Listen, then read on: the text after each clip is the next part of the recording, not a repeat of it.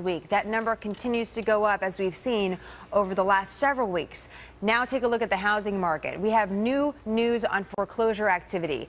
Foreclosure activity jumped last month, up 9%. Big questions about the housing recovery and what's ahead. Joining us now, Robert Borisage, the founder and president of the Institute for America's Future and the co-director for the Campaign for America's Future, and Peter Schiff, president of Euro-Pacific Capital and author of the book, The Real Crash, America's Coming Bankruptcy, How to Save Yourself and Your Country. Welcome to you both, gentlemen. Nice to have you.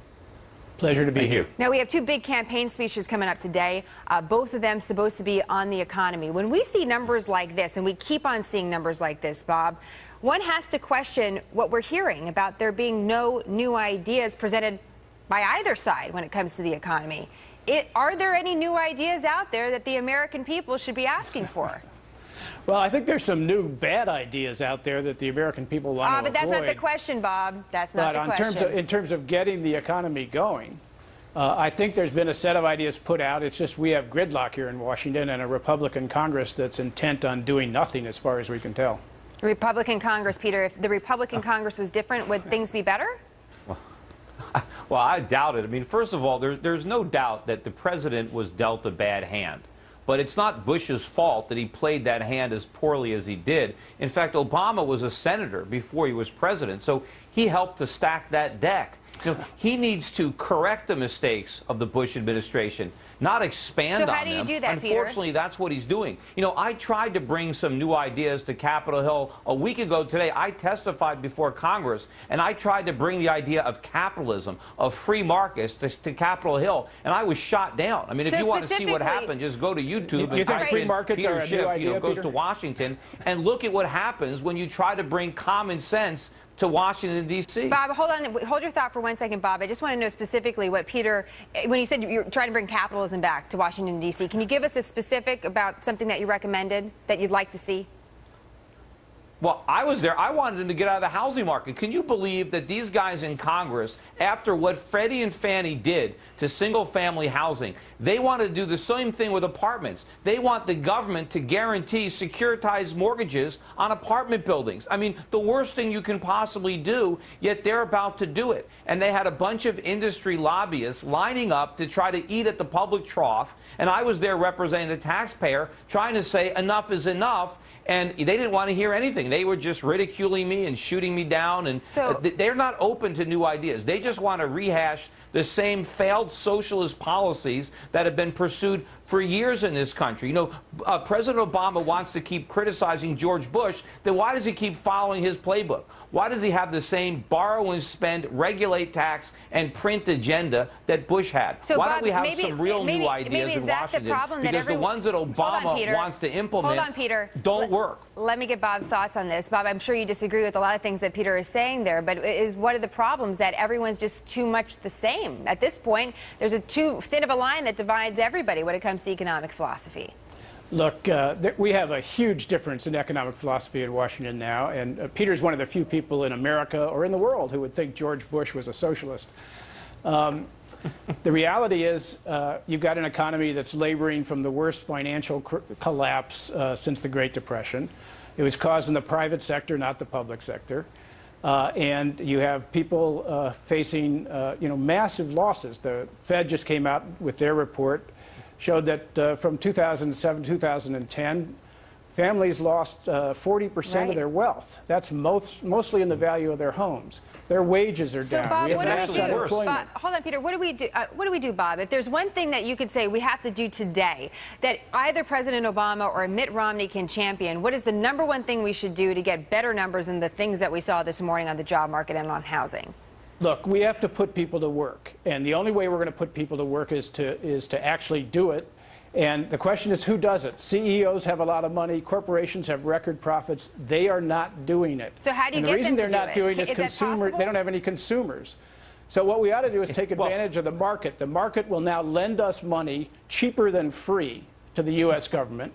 We ought to borrow that money and we ought to use it to rebuild the country. We have massive needs for so internal investments. we have the rope. We should hang ourselves We with have it. I mean, first of all, George Bush let me in his just own finish my words point, said he Peter. abandoned Let me just finish my point. Unfortunately, Guys. we did. We need Peter, to get let me it back. just finish we the need point. productive jobs created by the private This is an sector, example. We're not really not gonna government get jobs anywhere that when it comes to sap jobs. up Well, now you know why Peter, we can't hold get on one anything done in second. Washington. And, you know, Hold on a interest second, rates are Peter. gonna go up. We're What not going to be happens able to then? hear anything. Our viewers are going to get very frustrated if none of us can talk. Peter, I'm going to give you the final thought, but Bob, you weren't done, so just finish that up, and Peter, you can respond, and then we can hear John talk.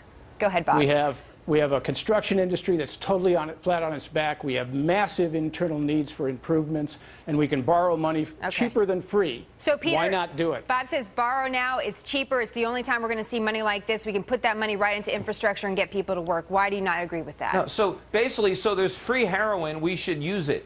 He's advocating what Greece did. Greece borrowed a lot of money when it was cheap. They spent it on government, and then interest rates went up, and they're broke. The same thing is going to happen to us. If we take advantage of all this cheap money and go into debt and squander it on more government and more consumption, this whole economy is going to collapse. And unfortunately, that is what's going to happen. That's the subject of my book. That's why it's called The Real Crash, because it's coming, because we're repeating all the mistakes of the past. We're learning nothing.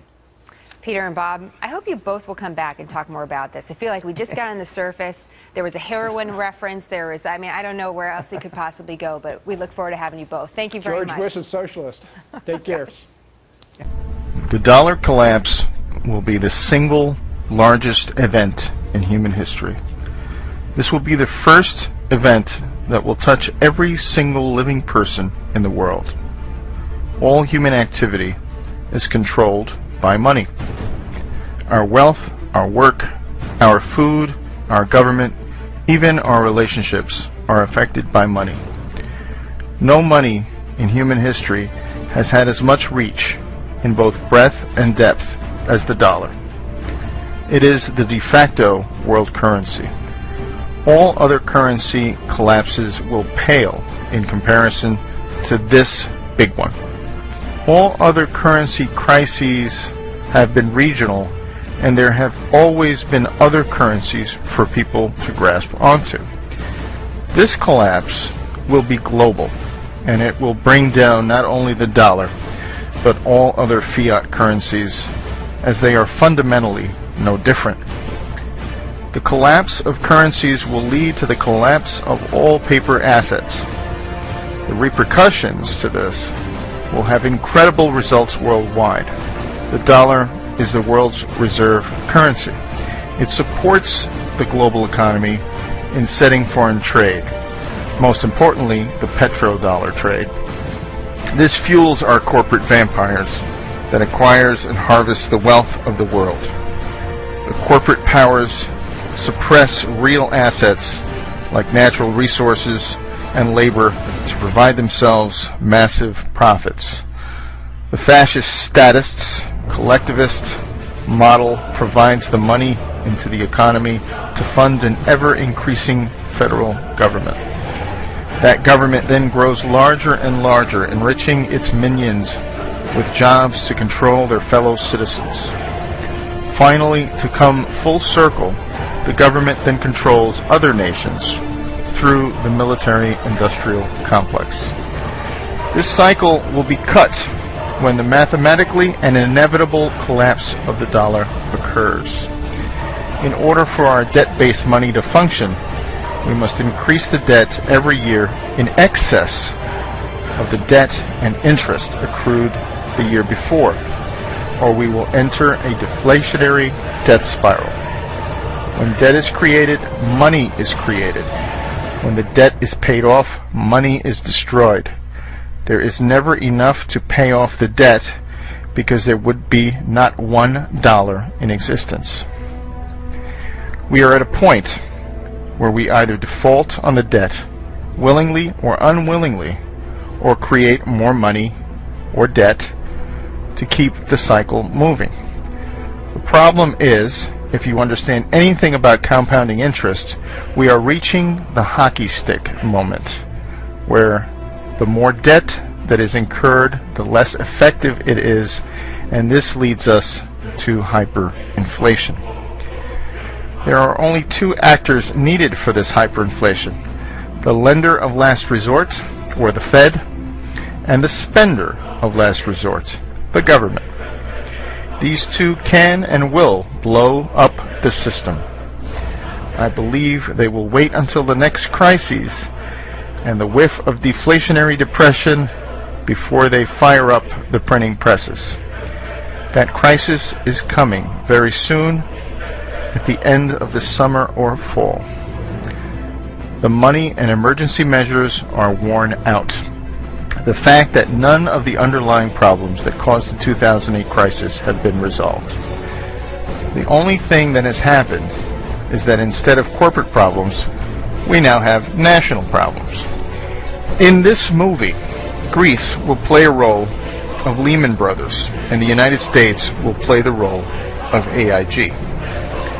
The problem is there is nowhere to kick the can down the road, and there is no world government to absorb the debt yet.